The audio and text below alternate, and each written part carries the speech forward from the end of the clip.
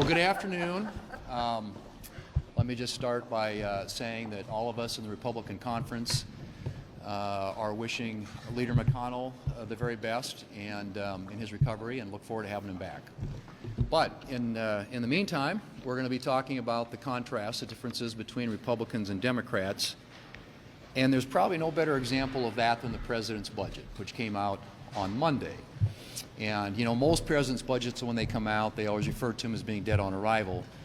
This particular proposal is dead wrong when it comes to its priorities. And I'll just start with the spending and debt. It's going to grow the federal debt, if you can believe this, in the next 10 years up to $50 trillion. In terms of just the spending itself, we heard today at lunch, 55% increase in spending since 2019. And at a time when the population of the country was only growing at 1.8%. Almost $5 trillion in tax increases on job creators and small businesses in this country. And if you look at just the overall picture of where they prioritize, where they spend their money, that's where it really gets disturbing. Because they actually increase the IRS's budget by 15%.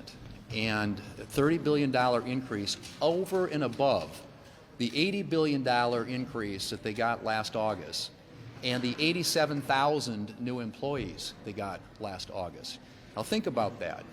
They only add 350 people to the Border Patrol to police the southern border, which is, we all acknowledge, is a national emergency, national security crisis. And then they fund defense at below the rate of inflation. 3% increase for inflation, or for defense, 15% increase for the IRS. If that doesn't talk about what your priorities are, I don't know what is. So this budget is dead on arrival, and the massive amount of spending and taxing and borrowing that is included in it is something that not only Republicans here in the Senate are going to do everything we can to stop, but I believe the American people are going to be on our side.